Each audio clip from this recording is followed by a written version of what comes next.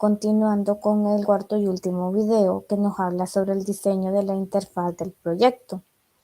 El diseño de la interfaz se realiza tomando como base los contenidos y las características didácticas expuestas en el guión didáctico. En ellos incluimos los que son diferentes elementos. Entre ellos tenemos la metáfora pedagógica, que es un elemento comunicativo usualmente gráfico, a veces animado, que transmite en forma sucinta y reiterada el mensaje educativo central del multimedia.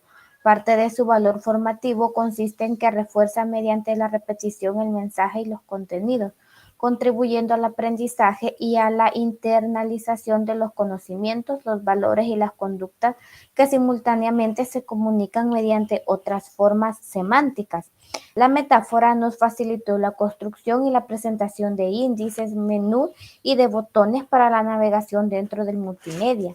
Formas elaboradas de la metáfora, como pueden ser lápices o colores, permiten a los lectores distinguir textos vinculados con el mensaje principal, pero que obedecen a finalidades distintas del dominio de contenidos de aprendizaje. Dentro de ellas se encuentran, por un lado, lecturas con propósito estrictamente informativo y, por otro, comentarios inquisitivos de carácter y contenido ético y con claras intenciones formativas.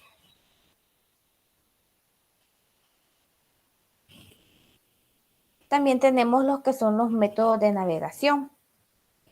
En los métodos de navegación, las aplicaciones multimedia deben seguir un método, el cual es uno de los instrumentos que permiten la interactividad que andamos buscando en el multimedia, es decir, que desde la pantalla inicial podemos recorrer todas y cada una de las páginas del multimedia. Una vez definida la forma de navegación, se deben especificar las distintas zonas de interacción que incluirá lo que es la aplicación. Los métodos de navegación que tenemos son la navegación lineal, la navegación no lineal, la navegación jerárquica.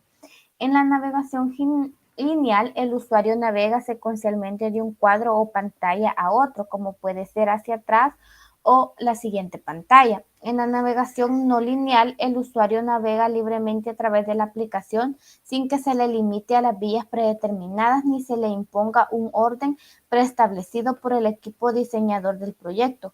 Cualquier pantalla aún se puede acceder desde cualquier otra. Nos podemos saltar de una pantalla a otra sin necesidad de llevar una secuencia. Y tenemos la navegación jerárquica. Es en la que el usuario navega a través de las ramas de una estructura de un árbol. Por ejemplo, podemos tener lo que es la raíz y de ella depende la rama 1, la rama 2 o la rama 3, dependiendo del software multimedia que se realice. También tenemos lo que es el acceso indexado, que accede de una pantalla a otra utilizando las entradas de uno o varios índices de acuerdo con la planificación que se realice. Es como un acceso secuencial a saltos según un criterio establecido. Por ejemplo, con base en los índices 1, 2 y 3 se puede acceder a otras pantallas de acuerdo con los siguientes criterios. Tenemos lo que es el acceso curricular, que al llegar a la última pantalla, ya sea mediante un acceso indexado o no, se accede de nuevo a la primera de manera cíclica. Y tenemos lo que es el acceso múltiple, que es la combinación de los métodos de navegación y de los anteriores.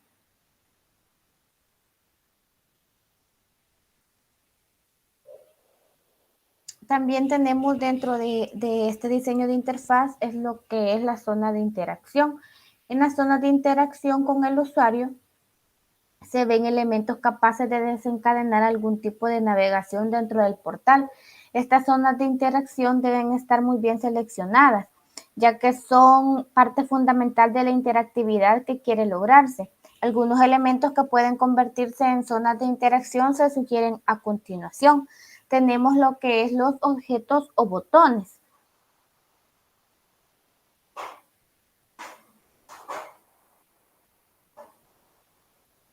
En este existen dos categorías de botones. Tenemos lo que es el texto, que son palabras que funcionan como botones para dirigir al usuario a otra página, a otro sitio o otro lugar dentro de la misma. Por ejemplo, puede ser que al inicio de un juego o de una aplicación nos aparece la palabra de bienvenida. También tenemos lo que son los iconos. Los botones que son gráficos o iconos generalmente indican en sí mismo la intención de la acción que se realiza al presionarse. Si no es así, entonces se recomienda incluir dentro de él texto alusivo a la acción que ésta realizará.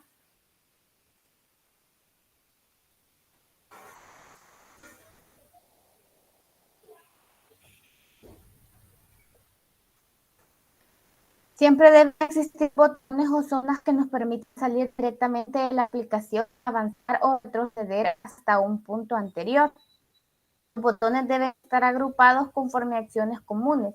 Deben aparecer siempre en los mismos puntos de pantalla y tener siempre el mismo comportamiento ante acciones similares. Por lo tanto, los pasos que se deben seguir para establecer los botones son los siguientes. O tomando en cuenta también las variables de navegación, donde se fijará un número y la utilidad de los botones que se van a necesitar. También podemos utilizar iconos o símbolos que representen lo que se quiere expresar. Y cuando sea necesario, se debe añadir texto informativo al botón indicando para qué sirve. El aspecto más recurrente que pueden tener estos son una palabra incluida dentro de un texto, que al presionarse entrega información relevante en el contexto educacional.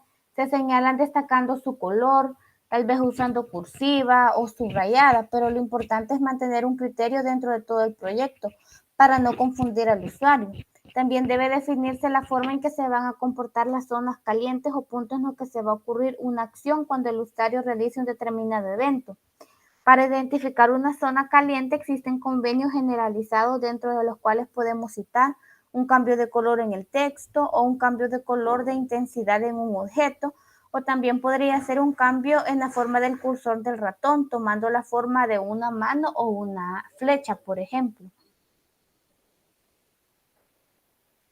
También tenemos lo que es el menú o mapa de multimedia. El menú se refiere a un listado de contenidos donde cada uno podría ser lo que es una palabra caliente que nos lleva a la ubicación de ese contenido. Por medio del menú se pueden iniciar los procesos de navegación dentro de la aplicación. También tenemos lo que son los elementos de procesos alternativos, que estos en algún tipo de menú podrían incluirse procesos como impresión de un tópico, de alguna hoja o cambiar el tamaño de la aplicación. Y por último tenemos lo que es el menú de despliegue, que al igual que muchas aplicaciones para Windows, puede presentarse un menú de despliegue para realizar ciertas actividades. Por ejemplo, el menú contextual que aparece en los navegadores con las diferentes opciones que dispone el usuario para este proceso. Por ejemplo, aquí puede ser cuando damos clic derecho, donde nos aparece la opción de copiar y pegar. Así es un menú de despliegue parecido que podríamos incluir.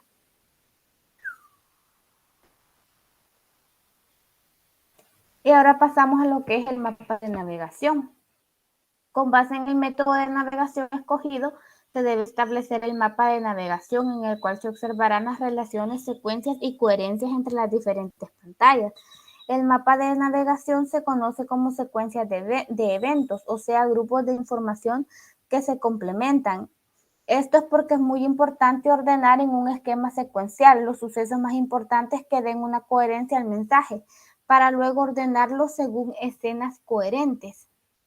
Y aquí tenemos una imagen donde nos explica más lo que es el menú de despliegue. Empezamos con la elaboración de multimedia, de ello nos vamos a la galería, al software y al glosario. También debemos tener en cuenta lo que son los objetivos, los objetivos que pueden ser los objetivos generales, las generalidades, que para qué es, características, aplicaciones, multimedios educativos, el diseño, que podría ser los tipos de aplicaciones, el equipo de trabajo y el proyecto. En la producción, que incluimos la digitalización, la edición, la organización, la elaboración de manuales, la reproducción y la distribución. Y en la evaluación incluimos lo que es la programación, los expertos en metodología, el usuario final y la valoración final. Y tenemos los que son los personajes. En ellos deben diseñarse también los personajes que participan de una manera activa o pasiva en el multimedio. Además, conviene definir las acciones que estos pueden llevar a cabo. Debemos elegir lo que son los personajes principales, que muchas veces en los juegos son los que lo definen a uno, y también los personajes secundarios que se encuentran, desde el personaje secundario que puede llegar a participar dentro del juego o algún elemento que solo esté estático, como una imagen. Y por último tenemos lo que es el uso de color. Establecer el uso del color es importante, ya que este es un elemento de información muy valioso para el usuario, pero debe utilizarse con mucha cautela. Se debe a que si no se emplean con criterios didácticos, podría obrar como distractor, con lo cual perdería las ventajas didácticas de él desde donde se puede obtener. Aquí es muy importante que utilicemos lo que es la teoría del color, que son colores similares y colores llamativos, y colores que nos ayudan visualmente cuando estamos utilizando lo que es la aplicación.